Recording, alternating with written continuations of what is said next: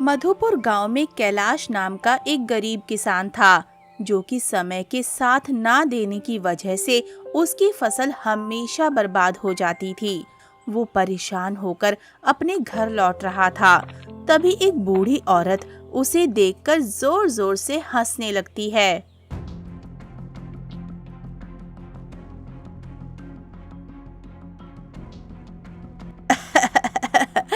अरे कहाँ जा रहा है? तेरी तो कुछ ही दिनों में मृत्यु होने वाली है। ये कैसी बकवास बातें कर रही हो? ये भला कैसे हो सकता है? अरे मैं अभी तो अच्छा खासा हूँ, फिर मैं कैसे मरूंगा? मारने वाला कोई और नहीं बल्कि तेरा ही बेटा होगा। वो तुझे मारेगा और तेरे साथ तेरी पत्नी को भी, और साथ ही पूरे गांव पर खतरा बनकर टूटेगा। इसलिए कुछ ऐसा कर जिससे ये सब रुक जाए। ये क्या सठिया गई हो क्या बुढ़ापे में? हैं? अभी मेरा बेटा सिर्फ 8 साल का है, वो भला मुझे कैसे मार सकता है? दिमाग ठीक तो है तुम्हारा? मेरा कहा हुआ कभी झूठ नहीं होता, और ये सच है। वो बूढ़ी औरत वहां से चली जाती है और कैलाश भी परेशान होकर जाने लगता है। तभी ये बातें महेश सुन लेता है। तो इसका मतलब ये हुआ कि कैलाश के बेटे से पूरे गांव को खतरा है, और मुझे ये बात जाकर मुखिया जी को बतानी चाहिए, और कैलाश के बेटे को किसी न किसी तरह से तो मारना ही होगा, नहीं तो पूरे गांव वाले खतरे में पड़ जाएंगे। हाँ, जल्दी से जाता हूँ मुखिया जी के पास। इतना कहकर महेश भागकर मुखिया के पास जाता है।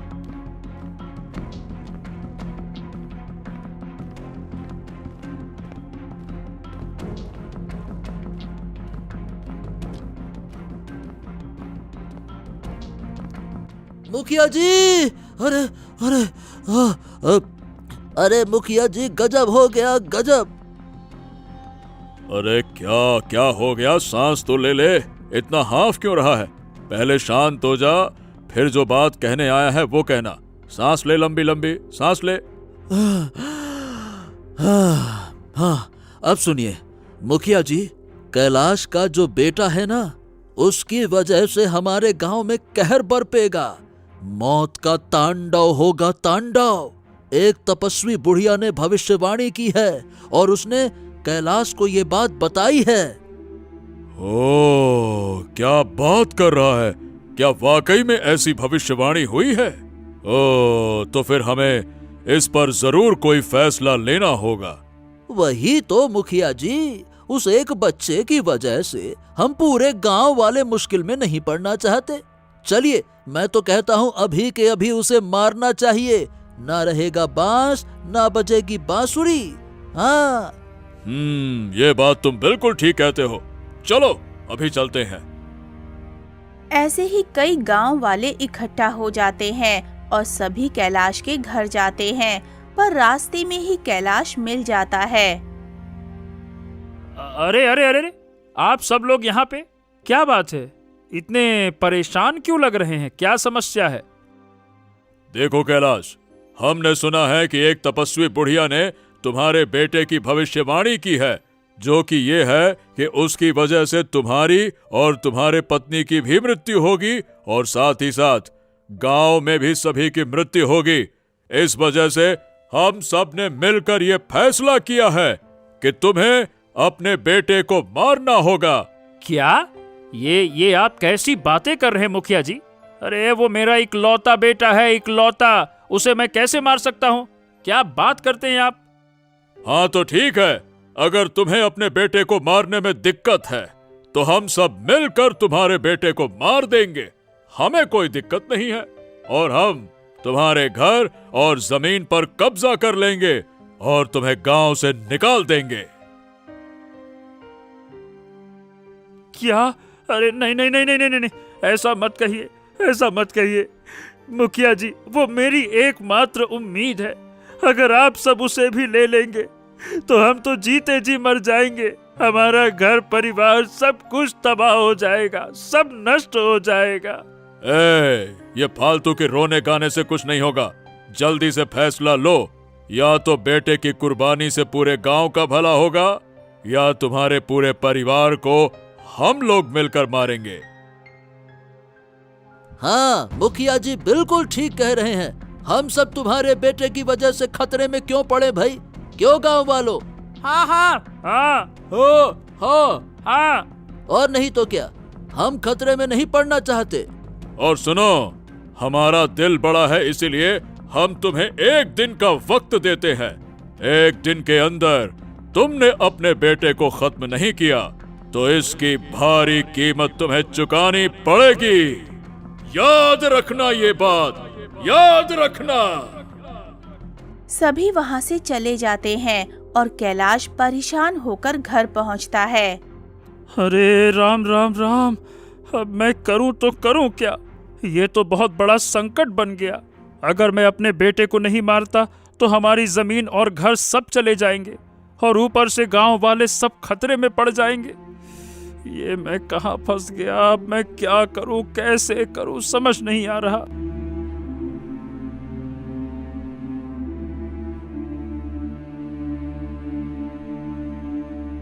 क्या हुआ जी? आप इतने परेशान क्यों लग रहे हैं? सब ठीक तो है ना? मेघा, अरे मैं तुम्हें क्या बताऊं, तुमको पता है आज मैं खेत से लौट रहा था तो एक बूढ़ी औरत मिली। उसने हमें बताया कि हमारा बेटा हम दोनों की हत्या करेगा और साथ ही पूरे गांव वालों पर कहर बनकर टूटेगा। ये कैसी बातें कर रहे हो? भला ऐसा थोड़े ना होता है। हमारा बेटा तो अभी सिर्फ 8 साल का है। आप ये सब दिमाग से निकाल दीजिए। शायद कोई पागल औरत होगी। अरे नहीं भाई, वो कोई पागल औरत नहीं थी। क्या मैं पागल औरत को नहीं जानता क्या? वो बहुत बड़ी ज्ञानी, कोई तपस्वी महात्मा लग रही थी। हाँ, मुझे उसकी बात माननी होगी। मुझे अपने बेटे को मारना होगा। ये आप कैसी बातें कर रहे हो? भला हमारा इकलौता बेटा है, हम उसे कैसे मार सकते हैं, वो भी एक पागल औरत के कहने पर? नहीं नहीं नहीं नहीं मेघा, कुछ भी हो जाए मैंने फैसला कर लिया है। मैं अपने बेटे को मार के रहूंगा। मैं एक जान के बदले पूरे गांव की जान को खतरे में नहीं डाल सकता। मैं सब बताना चाहती हूँ, ये सब जो हो रहा है, पर चाहकर भी आपको नहीं बता सकती। अब मैं क्या करूँ? अरे मुझे पूरे गांव को बचाना है मेघा। एक तरफ पूरा गांव है, एक तरफ मेरा परिवार, मेरा बेटा, मेरे कलेजे का टुकड़ा।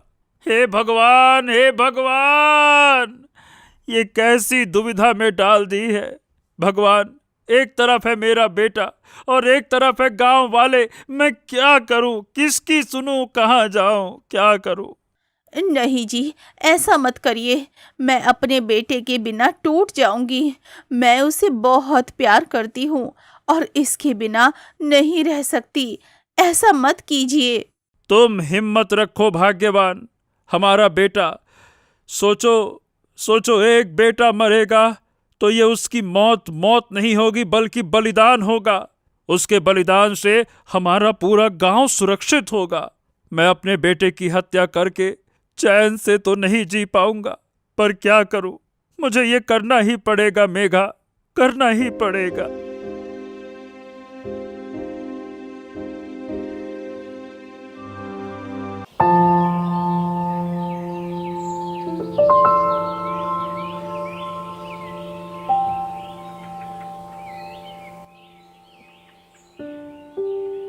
तभी मुखिया वहां पर आ जाता है।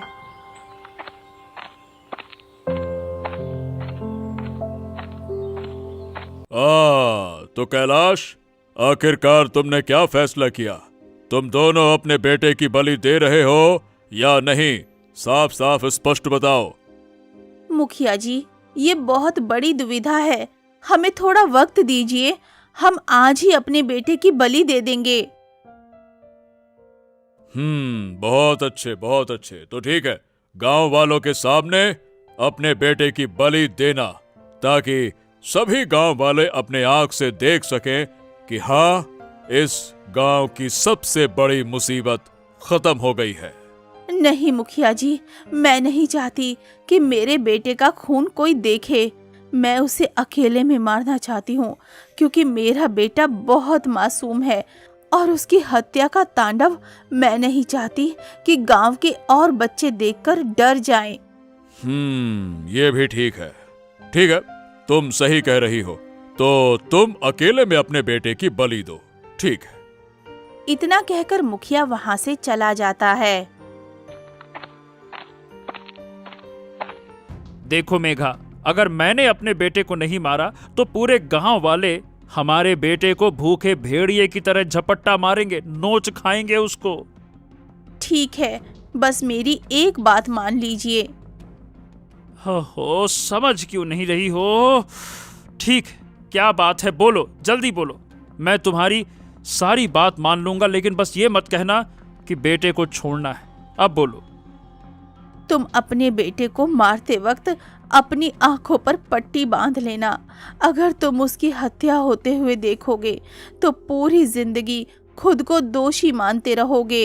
हाँ, ये तुम सही कहती हो। ठीक, मैं ऐसा ही करूंगा। मैं आंखों पर पट्टी बांध लूंगा। ठीक है। फिर कैलाश अपनी आंखों पर पट्टी बांधकर अपने बेटे की हत्या कर देता है और ऐसे ही कई दिन बीत जाते हैं, लेकिन कैलाश खाना पीना सब छोड़कर बैठ जाता है।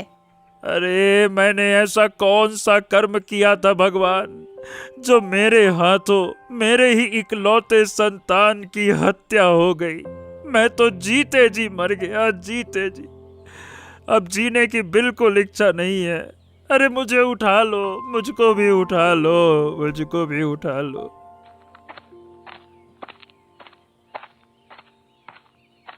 ये आप क्या कर रहे हैं? आप ऐसे खाना पीना छोड़ेंगे तो तबीयत खराब हो जाएगी। मेरी बात मानिए, कुछ खा लीजिए। आप कई दिनों से कुछ भी नहीं खा रहे हैं। नहीं भाग्यवान, मुझे खाना खाने की कोई इच्छा नहीं है। मैं तो बस अपने बेटे के पास जाना चाहता हूँ। मैं एक पापी हूँ, पापी।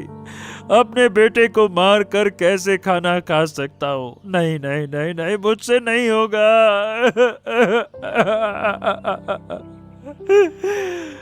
कैलाश फूट फूट कर रोता है। तभी मुखिया और कुछ गांव वाले आ जाते हैं। अरे बस बस बस बस कैलाश, शांत हो जाओ, शांत हो जाओ। देखो, तुम एक पिता हो और तुम्हारे ऊपर क्या बीत रही होगी हम सब बहुत अच्छे से समझते हैं, और हम यही कहते हैं कि तुम हमें माफ कर दो। मैंने तुम्हें बहुत कम वक्त दिया, पर क्या करें, पूरे गांव का सवाल था, इसलिए हमें जल्दबाजी करनी पड़ी। मुखिया जी, मैं टूट गया हूँ, टूट गया हूँ अपने बेटे की हत्या करके। मुझे जीने की कोई इच्छा नहीं है। आप मेरा गला दबाकर मार क्यों नहीं देते हो मुझको? ए महेश, तू मार डाल। वो रखी है हसिया, काट दे मेरा गला। अपने हाथ से मैं अपनी मौत नहीं कर पा रहा। मार डालो मुझको, मार डालो, मार डालो। अरे बस बस बस बस, हिम्मत रखो कैलाश। तुमने अपने बेटे की हत्या नहीं की है, बल्कि ऐसे सोचो कि तुमने पूरे गांव की भलाई के लिए बलिदान दिया है, ताकि सब खुशी खुशी रह सके। हम सब तुम्हारे दुख में तुम्हारे साथ हैं, पर क्या करें, चाह कर भी तुम्हारा दुख कम नहीं कर सकते हैं। बस कह सकते हैं कि शांत हो जा, शांत हो जा। अच्छा मेघा बेटी, मैं तुम्हारे लिए जो कर सकता था मैंने कर दिया। हम गांव वालों ने तुम्हारे सारे खेतों में फसल बो दी है। कैलाश की हालत देखकर हम सभी को बहुत तरस आया, इसीलिए हमने फैसला किया है कि तुम्हारी हर तरह से मदद करेंगे। हाँ, और तुम्हें चिंता करने की कोई जरूरत नहीं है। हम तुम्हारी फसल काटकर तुम्हारे घर पर ला भी देंगे, चिंता मत करना। आप सबका बहुत बहुत धन्यवाद। आपने हमारा साथ दिया। ओहो, इसमें धन्यवाद की क्या बात है? तुम्हारे पति ने भी अपने बेटे की परवाह नहीं की और पूरे गांव की भलाई का सोचा। धन्यवाद तो हमको करना चाहिए, है ना? ये तो हमारा फर्ज था इंसानियत के नाते। मेरा दिल बहुत बड़ा है बेटी, है ना? हाँ, चलो चलो भाई, चलो चलो चलो सब लोग। इतना कहकर सभी गांव वाले वहां से चले जाते हैं।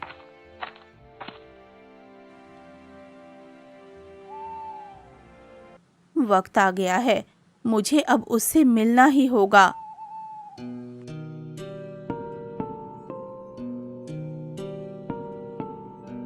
आधी रात को मेघा घने जंगल की तरफ निकल पड़ती है। तभी जंगल में एक आदमी दिखाई देता है।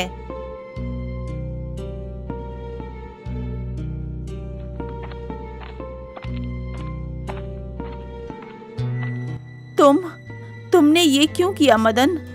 अगर तुमने मेरी बात नहीं मानी मेघा, तो देखा नहीं अभी तुम्हारे पति को तोड़ ही दिया है अपने बेटे की हत्या के शोक में। उसके बाद मैं क्या कर सकता हूँ तुम्हें पता है ना? नहीं, तुम ऐसा नहीं कर सकते हो, ये ठीक नहीं है। हाँ, मेरे कहने पर तेरे पति के हाथों से तुम्हारे बेटे की हत्या करवा दी, तो समझ लो कि मैं और क्या क्या कर सकता हूँ। मैं जानती थी ये सब तुमने किया है, पर याद रखो मैं भी इतनी जल्दी हार मानने वाली नहीं हूँ। तुम्हारे पास अभी भी समय है, मेरी बात मान ले मेघा, नहीं तो तुम्हारे पति को मैं मार दूंगा और फिर तुम्हारे पास और कोई रास्ता नहीं बचेगा मेरी बात मानने के सिवा, समझी? तुम ऐसा कुछ नहीं कर पाओगे। इतना कहकर मेघा हंसते हुए आगे बढ़ जाती है। ओहो, इतना गुरूर! आखिरकार ये इतना मुस्कुरा क्यों रही है? क्या कहीं ये कुछ ऐसा तो नहीं जानती जो मुझे नहीं पता है? मुझे इसका पीछा करना चाहिए, जो कुछ भी छिपा है मुझे खुद ही पता चल जाएगा। हाँ। वो चुपके से मेघा का पीछा करता हुआ घने जंगल की ओर बढ़ जाता है और मेघा घने जंगलों की ओर चली जाती है। कुछ दूर जाने के बाद उसे एक बैल मिलता है। आओ आओ आओ आओ। मेघा, तुमने अपना कार्य पूरा कर लिया। जैसा मैंने कहा था तुमने वैसा किया ना? तुमने जैसा कहा था मैंने वैसा ही किया। अब बताओ मेरा बच्चा कहाँ है? सुरक्षित तो है ना? तुम्हारा बच्चा बिल्कुल सही सलामत रखा हुआ है। देखो, सामने जो एक गुफा है, उसी गुफा में तुम्हारा बच्चा है। बहुत बहुत धन्यवाद। मेघा गुफा की तरफ निकल पड़ती है और जैसे ही गुफा में जाती है तभी उसका बेटा राजू रोने लग जाता है। माँ माँ माँ माँ, आप मुझे छोड़कर क्यों चली गई थी? हाँ हाँ, बताओ ना। मैं आपको बहुत याद कर रहा था, मैं हर पल रो रहा था। अरे मेरे लाल, मेरे राजू, मैं तो तुझसे कभी दूर हो ही नहीं सकती थी। हालात ने मुझे मजबूर कर दिया था, पर देख तेरी माँ तुझे लेने आ गई है। माँ, मुझे बहुत डर लगता था। मैं सोचता था कि आप मुझे कभी वापस लेने नहीं आओगे, और मुझे इस गुफा में बहुत डर भी लगता था। मुझे पिताजी की बहुत याद आती है। माँ, मुझे ले चलो ना पिताजी के पास, मुझे उससे मिलना है। नहीं मेरे बेटे, मैं तुझसे दूर रह ही नहीं सकती। तू मेरी सांसें है। अब चाहे कुछ भी हो जाए, मैं तुझे फिर कभी अकेला नहीं छोड़ूंगी। दोनों रोते हुए एक दूसरे को कसकर गले लगा लेते हैं। तभी उसका पीछा करते हुए वहां पर मदन आ जाता है। ओह, तेरा बच्चा तो मर गया था ना? फिर ये क्या चक्कर है? ये जिंदा कैसे है? जैसे तूने उस तांत्रिक बुढ़िया से मिलकर मेरे पति और गांव वालों को फंसाया था, उसी तरह मैंने अपने बच्चे को बचा लिया। अच्छा, तो तूने इस बच्चे को जान से मारा ही नहीं और इसे यहाँ छुपाकर रख दिया, क्यों रे? है ना? तू एक माँ की शक्ति को देख। एक माँ अपने ऊपर आ जाए तो अपने बच्चों को कहीं से भी बचा लेती है। फिर तू तो एक धोखेबाज है। तेरी वजह से मैं अपने बच्चे की बलि कैसे चढ़ने देती? ये कौन है माँ? और ये इस तरह से बातें क्यों कर रहा है? कौन हो तुम? चले जाओ यहाँ से, समझे? कुछ नहीं बेटा, बस ये एक गंदे किस्म का आदमी है जिसके बारे में ना ही जानो तो ही बेहतर रहेगा। मैं तेरी अकल अब ठिकाने लगाता हूँ। मैं जाकर गांव वालों को तुम्हारी सारी सच्चाई बता दूंगा, जिससे कि वो खुद ही तुम्हें, तुम्हारे बेटे और तुम्हारे पति को मार देंगे। अब तू देख मैं क्या करता हूँ। बड़ी आई चालबाज। तू ऐसा कभी नहीं कर पाएगा। मैं ऐसा ही करूंगा। तू मुझे कभी नहीं रोक पाएगी। अब देख तेरा असली चेहरा कैसे सबके सामने आता है। रुक जा तू अब है। इतना कहकर मदन वहां से भागकर गांव की तरफ चला जाता है। माँ, वो तो गांव की तरफ जा रहा है। अब क्या होगा हमारे साथ? कहीं सच में गांव वाले मुझे मार तो नहीं देंगे ना माँ? नहीं माँ, मैं अभी नहीं मरना चाहता। मैं आपके साथ और पिताजी के साथ रहना चाहता हूँ, आपके साथ खेलना चाहता हूँ। नहीं मरना मुझे माँ, नहीं मरना। कुछ नहीं होगा बेटा, मैं हूं ना, तुम्हें कुछ नहीं होने दूंगी। तभी वहां पर बैल आ जाता है। सुनो, वो जाकर अब गांव वालों को तुम्हारी सच्चाई बता देगा, जिससे कि गांव वाले गुस्से में आग बबूला हो जाएंगे और तुम्हारे बेटे को जान से मार सकते हैं। अब मैं क्या करूं? अब मैं गांव वालों का गुस्सा कैसे शांत करूंगी? वो लोग तो मदन की बात सुनकर मेरे बेटे के साथ पता नहीं क्या करेंगे। तुम ही मुझे कोई रास्ता बताओ ताकि मैं अपने बेटे को बचा सकूं। सुनो, मैं तुम्हें एक फूल के बारे में बताता हूँ। वो एक ऐसा फूल है जिसकी खुशबू से गांव वाले तुम पर गुस्सा नहीं करेंगे और तुम्हारी बातें आराम से सुनेंगे। ठीक है, पर वो फूल कहाँ होगा? मुझे बताइए, मुझे वो फूल चाहिए ताकि मैं गांव वालों को सब बात समझा सकूं। सुनो, फूल पाने के लिए तुम्हें कोई कीमती चीज उसके पास देना होगा, क्योंकि बिना कीमती चीज दिए वो फूल नहीं देता है। मेरे पास अभी कुछ कीमती नहीं है सिवाय मेरे प्राण के। मैं अपने प्राण देने को तैयार हूँ, बस मुझे वो फूल ला दो। ठीक है, वो फूल लाकर देता हूँ, तुम यहीं रुको, मैं लेकर आता हूँ।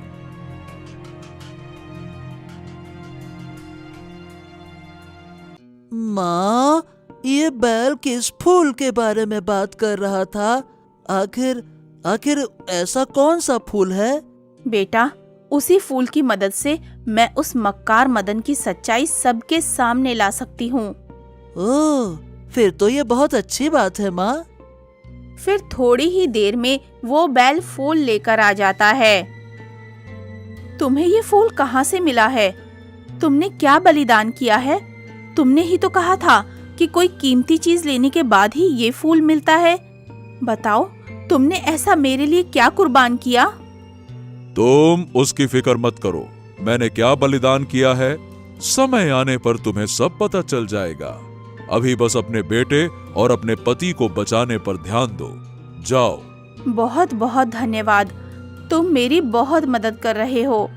तुमने भी तो मेरी बहुत मदद की है ना, ये तो मेरा फर्ज है। जाओ जाओ जाओ जाओ जाओ जाओ। अब मुझे जाना चाहिए।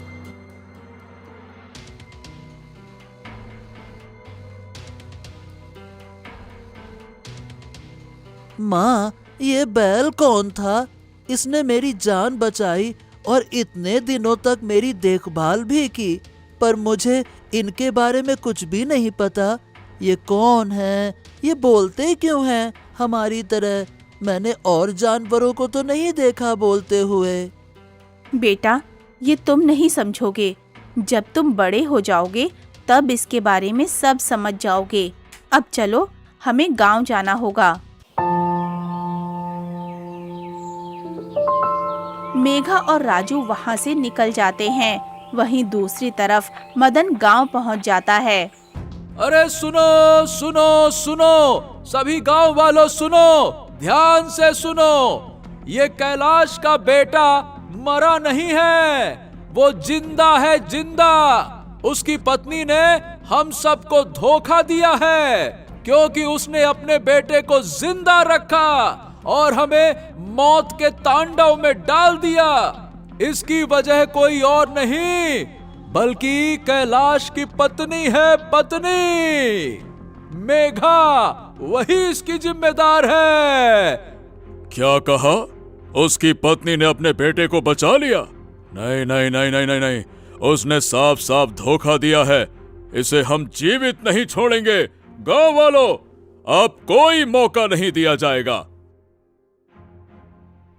बिल्कुल मुखिया जी, आप बिल्कुल ठीक कह रहे हैं। उसने अपने बेटे को बचाने के लिए हम सबकी जान को खतरे में डाल दिया है।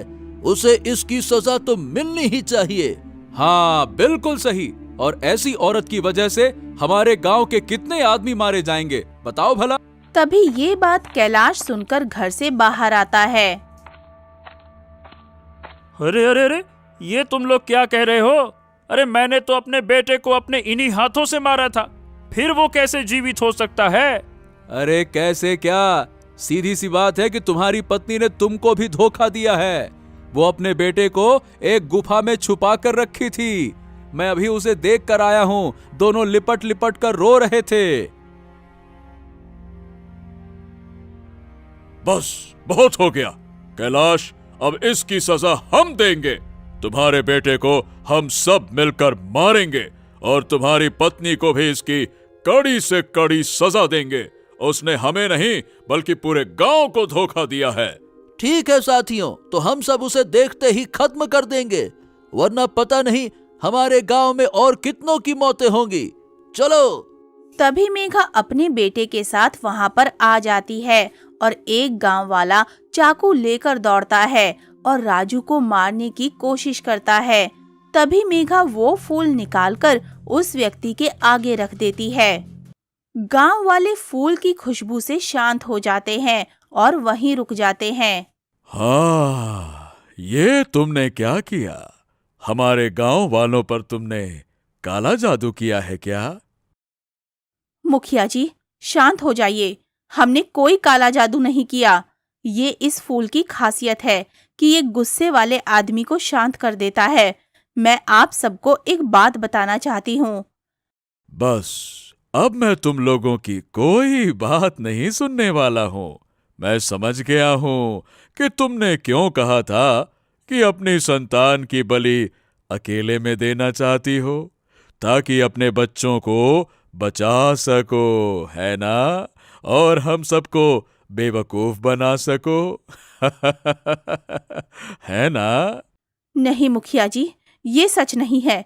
जो मैं कह रही हूँ वो सच है, झूठ नहीं है। भाग्यवान, मुझे समझ में नहीं आया कि तुमने आखिरकार हमारे बेटे को बचाया कैसे। मैंने तो उसे अपने हाथों से मारा था, फिर ये कैसे हुआ? जी, मैंने आपकी आंखों पर जो पट्टी बांधी थी, उसे बांधते ही मैंने राजू को वहां से हटा दिया था और वहां एक केले का थंब रख दिया था, ताकि आप जोर से काटो और आवाज आए तो आपको लगे कि आपका बेटा इस दुनिया में नहीं है, और आप उसी वक्त बेहोश भी हो गए थे, तो आपको कुछ भी पता नहीं चला था।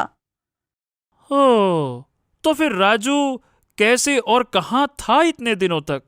मेरी एक बचपन की अच्छी दोस्त है जिसने मेरी मदद की और मेरे बच्चे को सही सलामत अपने पास रखा। मेघा, तुमने हम सबको धोखा क्यों दिया? हमारी जान खतरे में क्यों डाली हैं? अरे मैं कहता हूं इसे मारना होगा, वरना कीमत पूरे गांव के लोगों को चुकानी पड़ेगी। नहीं नहीं नहीं नहीं नहीं, कोई भी मेरे बच्चे को मत छूना। मैं बिना अपने बच्चे के नहीं रह सकता। बस बहुत हो गया। अरे मैं कहता हूं इसे मारना होगा, वरना कीमत पूरे गांव के लोगों को चुकानी पड़ेगी। चुप हो जाओ मदन, तुम्हारी वजह से ही ये सब हो रहा है। क्या बात कर रही हो बेटा? इसकी वजह से? ये क्या कह रही हो तुम? मुखिया जी, वो भविष्यवाणी झूठी है।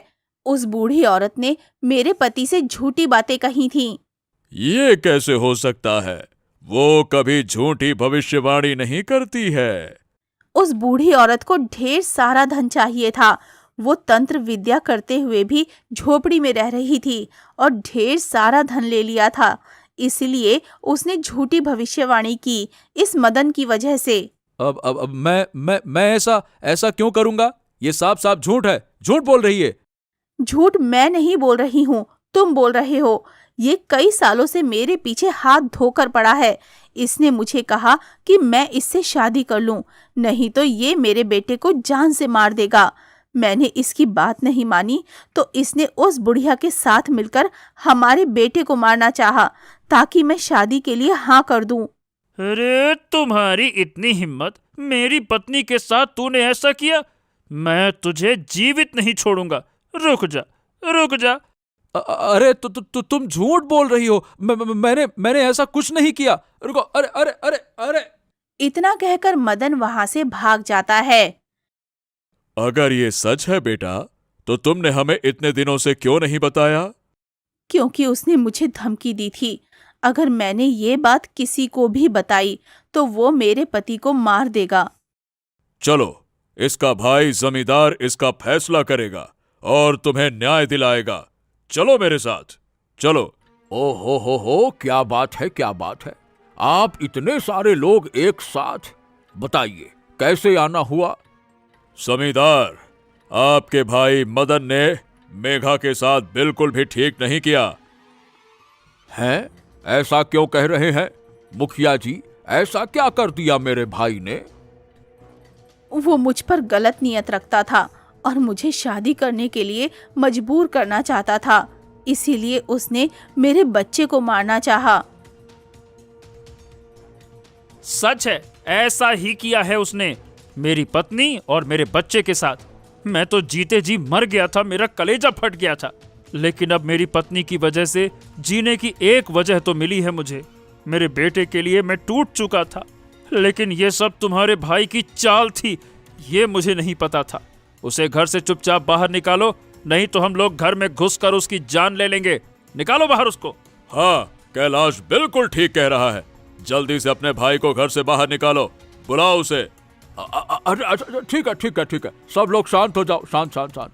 मैं उसे घर के अंदर से लेकर आता हूँ। रुको। हे मदन, ये बाहर सब लोग भीड़ क्यों लगाए खड़े हैं? तुमने क्या किया है? साफ जल्दी बताओ। जी, आप तो हर वक्त मेरे देवर के पीछे रहते हैं। ये मासूम है, ये भला क्या बिगाड़ सकता है? अरे तू तो चुप कर भाग्यवान। ये सब तेरे ही लालच और प्यार का नतीजा है। ज्यादा लाड़ कर रही थी ना उसको, ले अब। हाँ, नहीं तो अगर मैंने कोई फैसला नहीं लिया तो सभी हमारे घर में घुसकर तोड़ फोड़ कर देंगे और इसको मारेंगे अलग से। भैया मैंने कुछ नहीं किया। ये सब लोग झूठ बोल रहे हैं। अच्छा, तो पूरा गांव एक साथ मिलकर झूठ बोल रहा है और तू एक अकेला राजा हरिश्चंद्र की औलाद है जो सच का देवता बना बैठा है। क्यों रे झूठे? हैं? जमींदार मदन को खींचते हुए घर से बाहर लेकर आता है। आप छोड़ दीजिए मेरे देवर को। उसके साथ ऐसा क्यों कर रहे हैं? ये गांव वाले सब झूठ बोल रहे हैं। ये मेरे देवर की खूबसूरती से जलते हैं। उनकी बातों पर विश्वास मत कीजिए। अरे चुप रहो। अगर एक शब्द और बोली ना तो मुझसे बुरा कोई नहीं होगा। इसलिए शांत होकर घर के अंदर चली जाओ।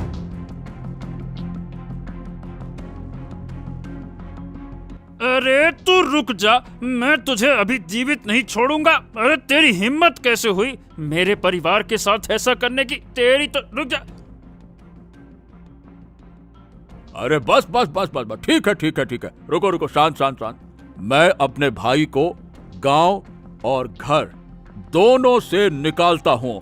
ये मेरा फैसला है। क्या? ये आप क्या कर रहे हैं भैया? मैं कहाँ जाऊंगा? मैं तो किसी को जानता भी नहीं हूँ। मुझे माफ कर दो, मुझसे गलती हो गई। अब से मैं कभी ऐसा नहीं करूंगा। माफ कर दो भैया, माफ कर दो। शांत हो जा। तुझे ये सब कुछ, ये पूरा का पूरा कांड करने से पहले सोचना चाहिए था। अब गांव में ऐसी हरकतें मत करना। चुपचाप यहां से निकल जा। हमें तुझसे कोई मतलब नहीं, ना हम तुझे जानते ना तू हमें जान। बस जा यहां से। मदन वहां से चला जाता है।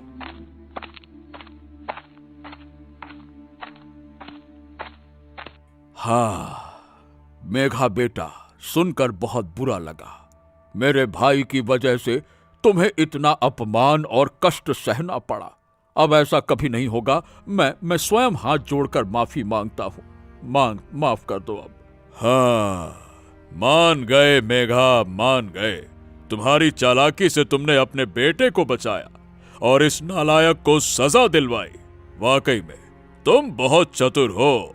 हर महिला को तुम्हारे जैसा ही चतुर होना चाहिए। शाबाश शाबाश। वाकई में मेघा, तुम्हें पत्नी के रूप में पाकर मैं बहुत खुश हूँ। तुम्हारी वजह से मेरा बेटा सही सलामत है और हमारा परिवार पूरी तरह से खुश है। ये तो कुछ नहीं था जी, ये तो बस हमारे प्यार का कमाल है।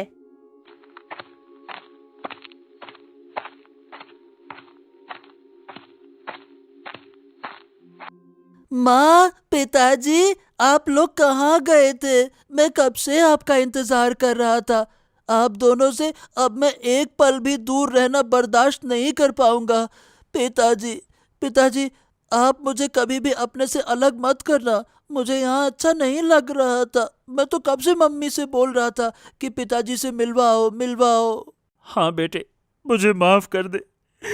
मैं झूठी भविष्यवाणी के चक्कर में तुम्हें मारने चला था। मैं क्या कहूँ, मैं शर्मिंदा हूँ। माफ कर दे बेटे, माफ कर दे। नहीं पिताजी, कोई बात नहीं। मुझे ना आपसे कोई शिकायत नहीं है। जो हुआ वो समय की मार थी। अब हम सब हमेशा खुश रहेंगे। हम साथ हैं तो सब अच्छा है। हाँ बेटा, अब हमें कोई तकलीफ नहीं होगी। उस दिन के बाद से गांव वाले उस बुढ़िया की भविष्यवाणी पर यकीन नहीं करते थे और उसे भी गांव से बाहर कर दिया गया था और फिर सभी खुशी खुशी रहने लगे थे।